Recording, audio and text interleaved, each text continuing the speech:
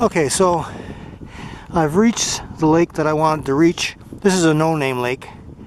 Yeah, I'm sure I went off the trail a few times on the way in because it was just too difficult, or else there were obstacles in the way.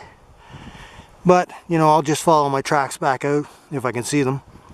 It got cloudy now, no more blue sky. But yeah, I'd like to get into this lake with my kayak because it doesn't look like it from this shot, but this lake is a fair size. It goes around to the left side there. It's a fair size, and that's what I'd like to get in to explore this lake.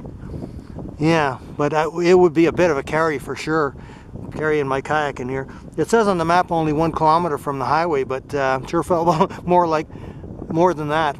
Well, I'll check it when I get home, when I see my track. Because, you know, a straight line is, you can't always take a straight line through the bush.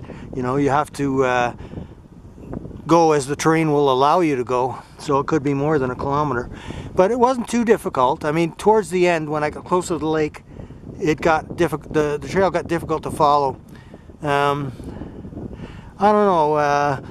I'm thinking maybe I might get a sort of one of those kayak carts with 2 wheels on them to drag my kayak behind me, because like it's not a heavy kayak, it's 36 pounds, but then again I have to carry the stuff I bring with me too, my backpack.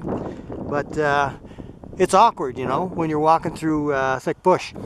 But the trail I came in on seemed like it would be possible to drag it in on like a cart with 2 big wheels on it, you know.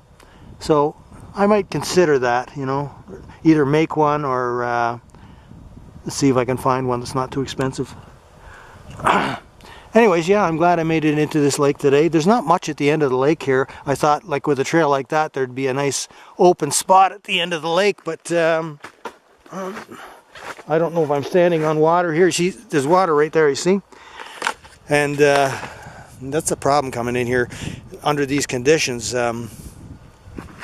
When you go through the snow, you think you're on land, but actually you're on top of water. And there's a lot of rivers running in there.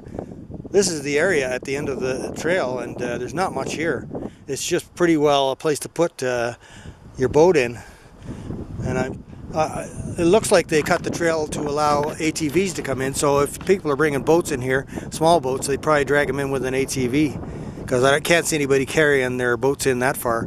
If there's 2 people, like, you could carry a canoe, you know. But people are usually pretty lazy, I find. They don't want to do any work at all. But anyways, yeah, no, I'm glad I made it in here. And I'll check it out on the map when I get back, check my track. I have my GPS with me today and it's running. So yeah, nice. Like I said, I'd really like to get my kayak in here. Or maybe even my small backpacking kayak. I haven't used that yet for the purpose I have it for. So yeah, I might try that even, you know. Although when I get here, I'd have to pump it up, and it's not so easy. Like, I can't bring my big pump, really. I have to bring my smaller pump. I've never actually tried that setup yet, so I might try it in here. Anyways, I'm going to be heading back out now, see if I can find my way out of here. I can probably follow my tracks most of the way through this difficult part. The most difficult part was right near when we get about 100 yards, 200 yards from the lake. I was losing the trail. There's no markers. I could next time I could bring some of that surveyor's tape, you know, the fluorescent surveyor's tape, and mark the trail. But my thinking is, this is an Indian trail, and if I put tape on it, they'll take it off. That's what they're like. A lot of them are, anyways, real nasty.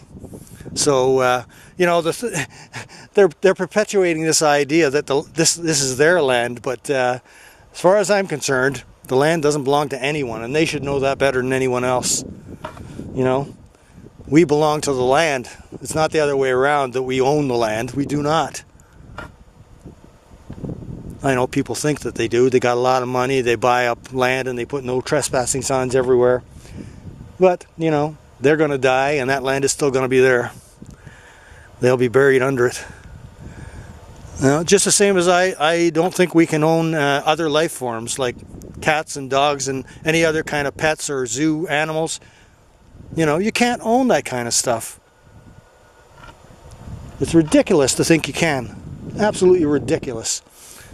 And with the Indians, their parents perpetuate it, and they perpetuate it to their kids, and it goes on and on and on. And you see all this stuff going on in the government now about indigenous rights and everything like this. You know, as far as I'm concerned, the government's making it worse. Every Canadian has the same rights they should have. No one gets more rights than anyone else. They shouldn't. That's the way it should be. But, you know, the big words in our society now are the R word and the S word. Racism and sexism. Everybody uses them for anything they want to use it for, if they think that it'll get them somewhere.